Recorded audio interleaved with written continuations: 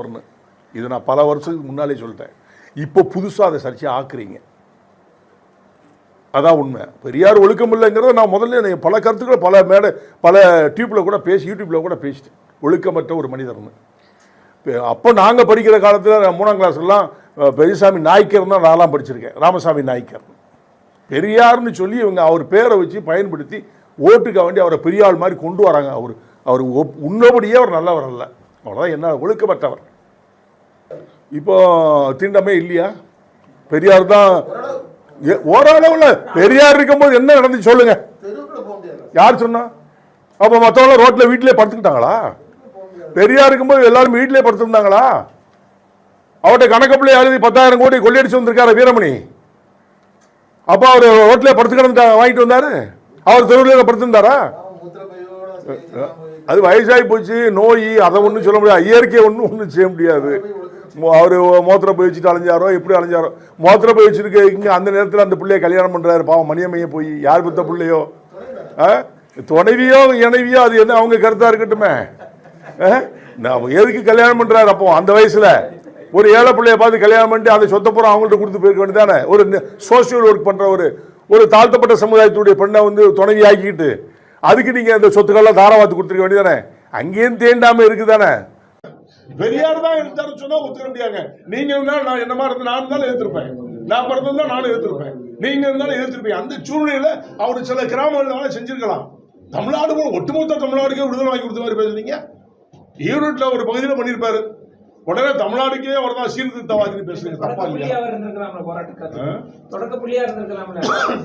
தொடக்க புள்ளி இல்லைங்க. அடிக்கடிக்க மனது அம்மி நகரம் மனிதனை அடிக்கடிக்க எந்திரிச்சிருவான்.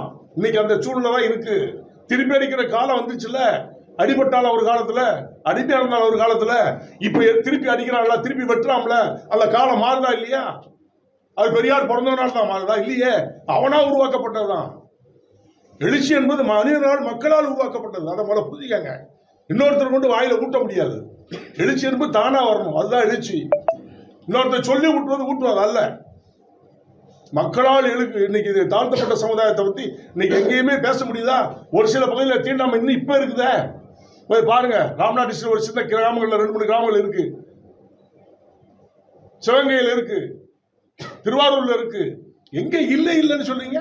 அப்ப அந்த கிராமத்துல பெரியார் நாட்டு வழியில போய் பெரியார் பாரம்பரிய வாரிசுகள் நிறைய நான் அலைதான் உள்ள அவங்கள போச்சு ஒரு ரூபாய் போக மாட்டான். பேசுறாங்களா பெரியாரை பத்தி பேசுறாங்கல்ல, அந்த வாரிசுகள் நிறைய அலைதாமல. நாங்கெல்லாம் பெரியார் வாரிசுன்னு சொல்றாங்கல்ல. அவங்க போய் அந்த கிராமங்களை காப்பாற்ற சொல்லுங்க பாப்போம்.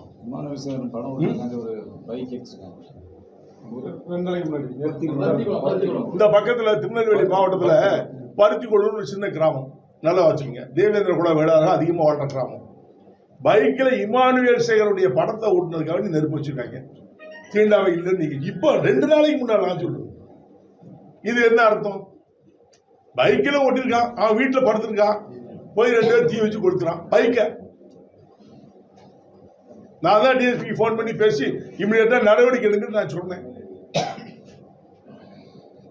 அப்ப தீண்டாமை இல்ல, எல்லாமே சுத்தமாயிட்டு சொல்றீங்க. ஏற்றத்தாழ்வு இல்லையா? டிபார்ட்மெண்ட்ல இல்லையா? சாதி பார்த்து வேலை செய்ய அதிகாரி எத்தனை பேர் இருக்கு அவங்களுக்கு தெரியாதா? எல்லா டிபார்ட்மெண்ட்லயும் இருக்குது.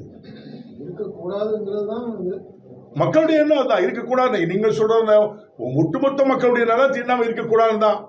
எழுச்சி எப்படி வருது? தீண்டாமை இருக்க போய் தானே வருது. இதுக்கு போய் பெரியார் என்ன பண்ணாரு? அந்த சூழ்நிலை அவருக்கு ஒரு சில கிராமங்கள்ல பண்ணிருக்கலாம். இல்லைன்னு சொல்ல, அது நானே பல கிராமங்கள் பண்ணிருக்கேன். நான் பெரியார் சொல்ல முடியுமா? சொல்லுங்க. சரின்னு தான் சொல்றேன். அவர் பேச சரின்னு சொல்றேன். என்பது சுதந்திரம் வாங்கின காலத்திலிருந்து நிர்ணயிக்கப்பட்ட ஒன்று. சரிதான். ஆளுநருக்கு பல சட்டத்திட்டங்கள்லாம் இருக்கு. நல்ல புரியுங்க. அவருடைய சட்டத்திட்டத்துக்கு உட்பட்டு நடக்கிறாங்க. இவங்க நாங்க சொல்றத நீங்க கேட்கணும், மாநில அரசு சொல்லுது. இதுதான் கான்ட்ரவர்சி. 2 பேரும் அனுசரிச்சு போனா அந்த பிரச்சனை வராது.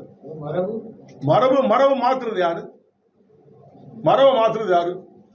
மாநில அரசா, கவர்னரா? கொஞ்சம் யோசிச்சு சொல்லுங்க. நீங்களே மாநில அரசு தான் நான் சொல்றேன். மக்களால் தேர்ந்தெடுக்கப்பட்ட அரசு நான் சொல்றது பணத்தால் தேர்ந்தெடுக்கப்பட்ட அரசுன்னு சொல்லுங்க. மக்களால் சொல்லாங்க. இப்ப அசிங்கமா இருக்கு. அதுக்கு மக்களால் தேர்ந்தெடுக்கப்பட்ட அரசுனா இன்னைக்கு தனிச்சையா ஓட்டு போடுவாங்க. யாருங்க ஓட்டு போடுறா? வேகத்தில் சொல்ல உண்மையை சொல்றாங்கண்ணா. எந்த அதுக்கு ஒரு சட்டம் போட்டாலும் பரவாயில்ல, பணம் கொடுத்தா எல்லாத்தையும் பிடிச்சி உள்ள போடணும்னு சொல்லுங்களேன். அப்படியே மக்கள் வாங்காம இருக்கட்டும். எதிர்பார்க்கக்கூடிய சூழ்நிலையை இனாமா கொடுத்து நீங்க எதிர்பார்க்க வச்சு அவங்கள முட்டாளாக்குறீங்க. அதனாலதான் மக்கள் ஓட்டு போடுறாங்க.